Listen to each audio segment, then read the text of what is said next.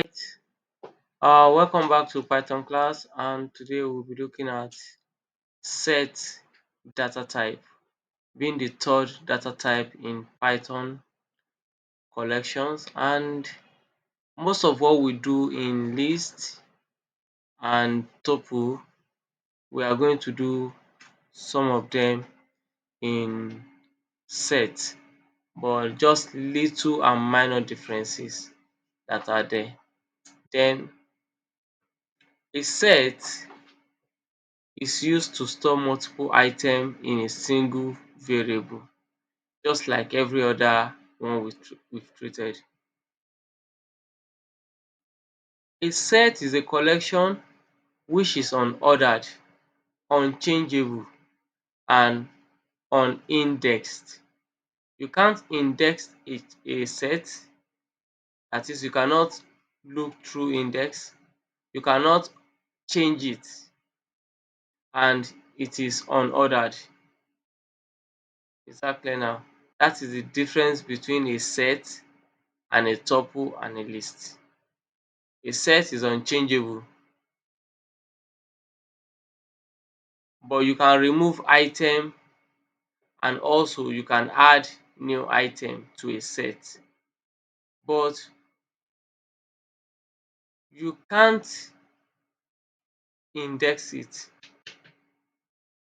That's just, then to add a new item to a set, there is a way we do that, and as we proceed, you will get to know how to do that. Is that clear now?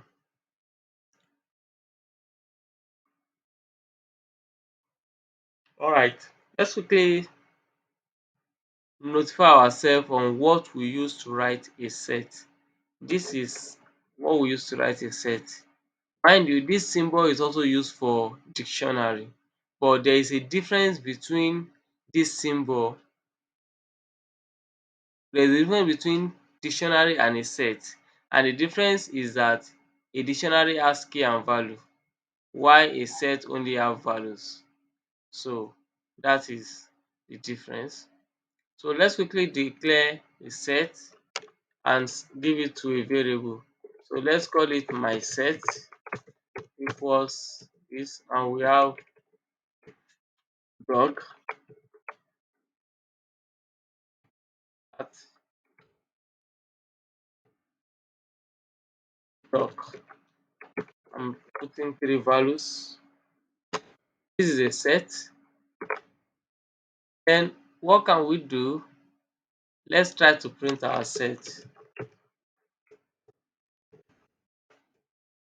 Then we have this as our set. So we can also try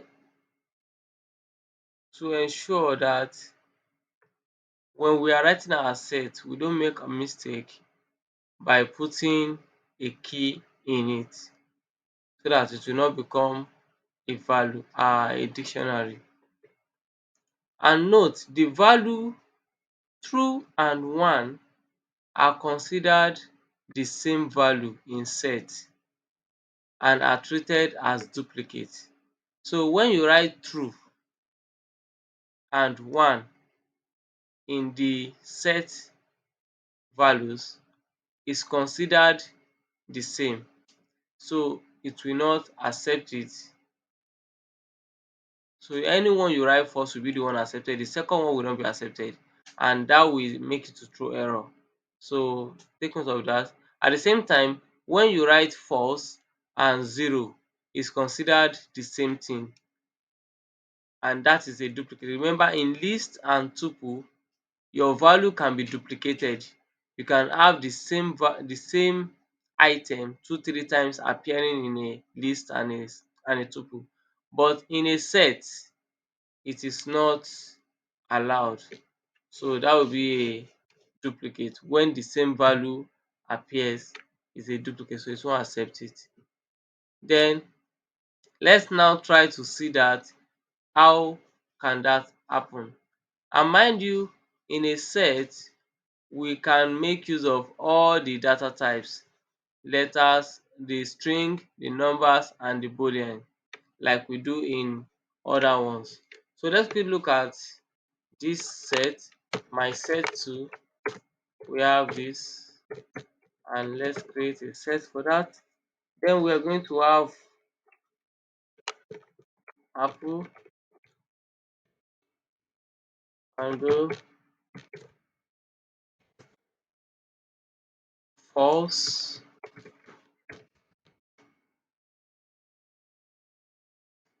true, 0, 1. Now remember we said if you put false and 0 in your set, it sees it as the same thing and it's going to throw error. At the same time, when you put true or 1 in it, so let's look at it. Sees it as the same thing, but I don't know why. Okay, let's see the outcome. Print my set 2. Can you see that? When you look at it, you see that because we have put it in a variable, and when we print it, what do you see? E only show the first one that are entered, because it classify 1 as true, 0 as false. So automatically e only pick false, true, mango and apple. Den if you look at it, we said a set is unordered. Dat is, the way we write it is not the way we are going to see the output. That is why you can see that we have false coming first, followed by true, followed by mango, followed by apple. Meanwhile, we started with apple when we were writing our set. So set is unordered, it can scattered thereabout, and you can't use the index to identify the value, so it's unindexed. So then how can we get the length of our set? As we all know, we make use of len function. So we say print len, then my set 2. And we have the 4 as our length function. Like I said, we can use different data type in a set, which is what I've done. We can use a boolean in it, we can use a number, and we can use a string, which is what we've done earlier. So also we can check the type by doing print type. By using type function, we use that to check the type of data that we are working with, and the data set is a class set. Also, you can use a set constructor to create a new set, like my underscore set is equals to set, then you put your bracket, that's set function, then you put another bracket again and put your values head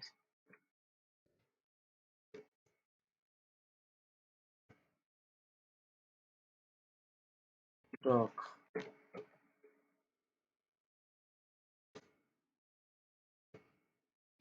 region, then print my set. You have this as your set. So we make use of set constructor to do that. Thereafter, we can also access our set item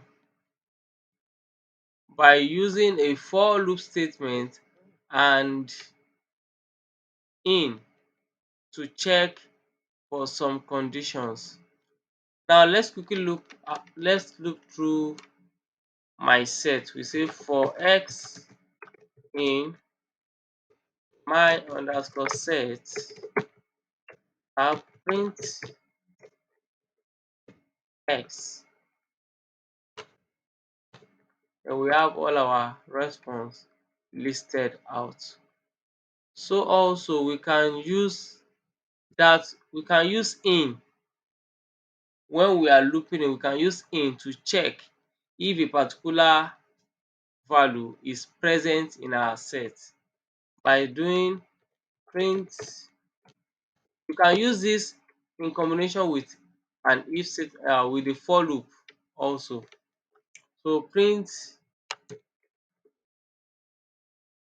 region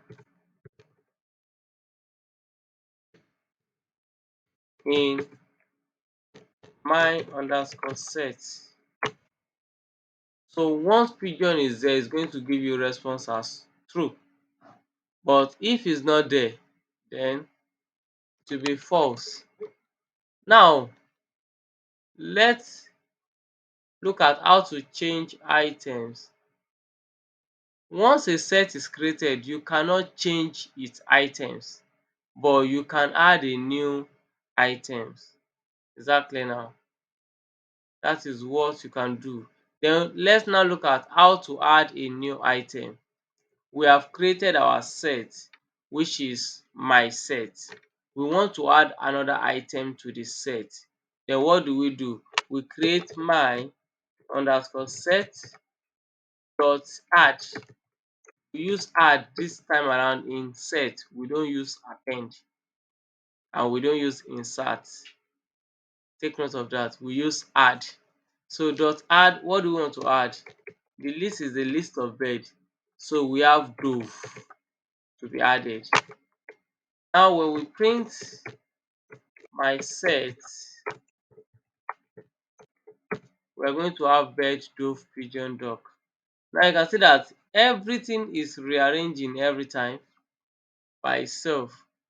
That is how to add a set, add a value to a set. Now we can also add a set to a set using the update function. Now we have two sets already. We have my set, we have my set 2, we have my set which is not having a which is not having underscore. So we want to add my set to my underscore set, and we are going to use the update function. Now what we need to do is what? My underscore set dot update. That's the function we want to use. Then what are we updating? We want to update set. We want to update my set in my underscore set. So when we print my underscore set, we have those new item added to it, which is dog, cat, and duck. Remember, in my underscore set, we have duck there. And recall that when you have a set, you cannot have the same value in a set. It will count it as one, which is the reason why we have duck here without being repeated. So also we can add any iteratable to a set. Iteratable like list, we can add it to a set. How do we do that? Let's quickly create a list. My list is equals to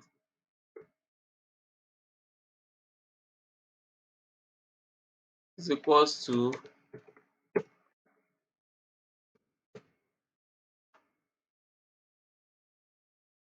let's look for fish. So tilapia.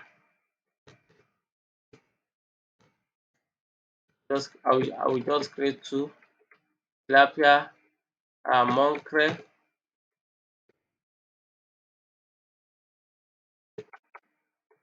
Oh no, I'm not using monkrel. Sorry, I don't like that fish.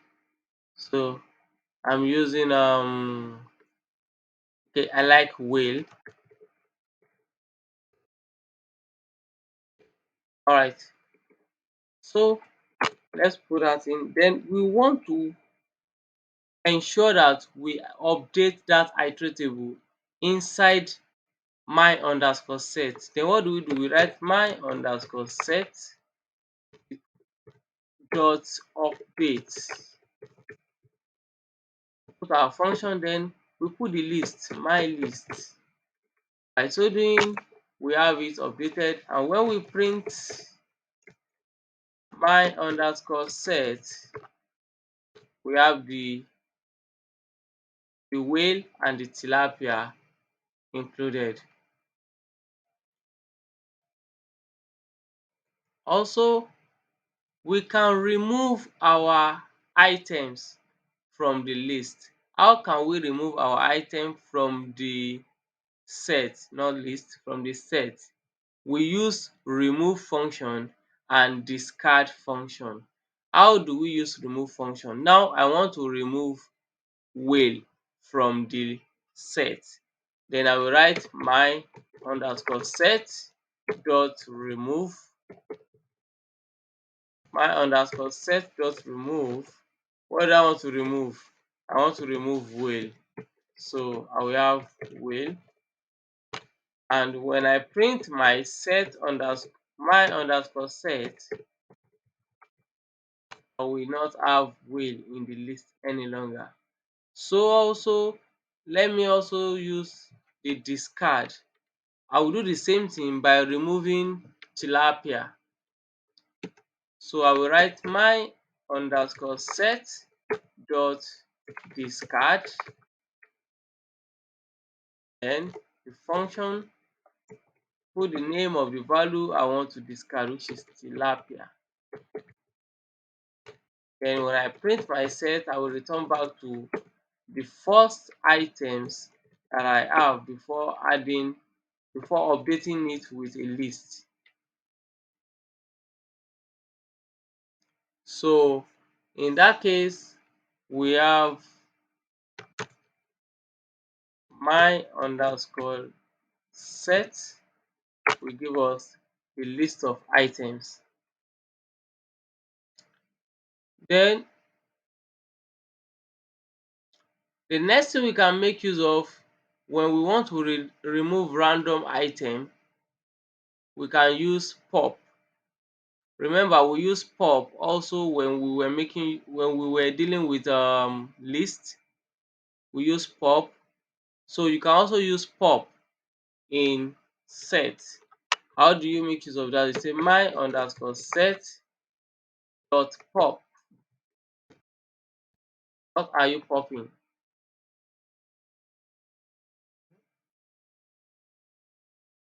I want to pop out the cat. Let's see the outcome. I hope it shouldn't throw error. Yeah, I know it will throw error. Why? Because pop takes no arguments. Can you see that? So let me return by removing the argument so that you get that. Set dot pop. I'm not putting it in a variable. So let's see the outcome. Now immediately I click on pop, it pop out pigeon, which is the first item on the list. Which is the first item on the list. And the issue here is that when you make use of pop, you cannot determine the exact item is going to remove. So when you make use of pop, it pop randomly, so it can pick any item and discard it, that is remove it. Rather, it is preferable to use discard if you are using set in your data structure. Just try as much as possible to make use of discard or remove. So let's try to print our my set list, my set underscore list, I mean my underscore set. so that we can know what we have left. Yes, we have cat, dog, dove, bird, and dog left. Then now we can also clear our set. At the same time, we can delete our set. When we say my underscore set dot clear, this is the clear function. Once we put dot clear, it will clear every values in the set. So let's have that, and let me print my set, then we should be expecting error. And what will the error say? The error will say that there is no name my underscore set declared. So fine, it doesn't give us error, but what? It gave us an empty set because we have cleared the set. We have cleared the set. So I will need to do something now. I need a value in the set. What should I do? I will need to what? Add item to the set, or I should update the set. Any one of the two. But I will be using other set I've created to carry out the delete function, and that means I'll be using my set to. Let me first of all print if my set 2 is still available. My set 2, fine, it's available. Now we can do what? Delete, which is del. So delete my set 2. Automatically all the sets in, sorry, I said all the sets, automatically my set 2 is deleted. So if I try to print my set 2 right now, the next thing is going to give us is an error, which means the name my set 2 is not defined. Let's see. Print my set 2, and that is our outcome at the end of the day. So let's try as much as possible to loop through a set. Remember, we can't loop through an empty set, which is my underscore set. We have deleted my set 2, then we are now left with my set. Let's see if my set is still available. Good, we still have my set. Let's loop through. Looping through, we'll be using the for loop statement. We'll be using the for loop statement, which I've done earlier, by saying for x in my set. Use the tab print x, and everything will be unpacked. Remember, looping through the item is the same thing as unpacking the item. It's the same thing as unpacking the items. So we've looped through the item, and where we are going to end the class for today is how to join a set together. How can you join the set? In mathematics, when we were dealing with set theory, we deal with union. So when you are joining two sets together in programming, we still make use of that word union to join two sets together. And we also make use of update to join two sets together. I have carried out the practice on update, so I'll be working on the union aspect of joining two sets together. So first we have my set available. Second, we need to create another set, and we join them together with the third set, which means I also have an empty set, which is print, let me see, print my underscore set. There is an empty set. So I need to update that empty set. I need to update it. I need to update it or add to the empty set. So let me just say my underscore set dot add.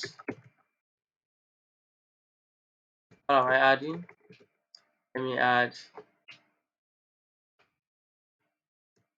will,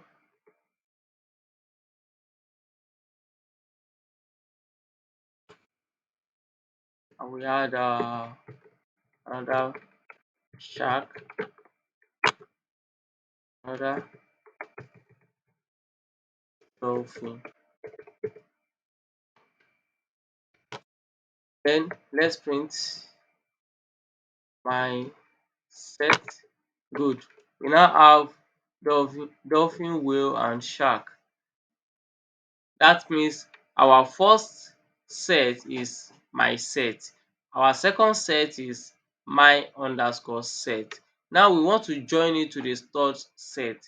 The third set, I'm going to call back the name of the set 2, but I'm going to give it another name, which is going to be all in capital. That's my set. Exactly now. My set is equals to my set dot union, then my underscore set. Remember, a union in set theory is the combination of the two sets as one. That is what we are doing here. Then print my set. Then we have everything in one set. That is where we are going to stop for today. Thank you for listening to these tutorials. When you fall into any bug, kindly reach out to me on Twitter at tinythrill, TINNYTHRILL.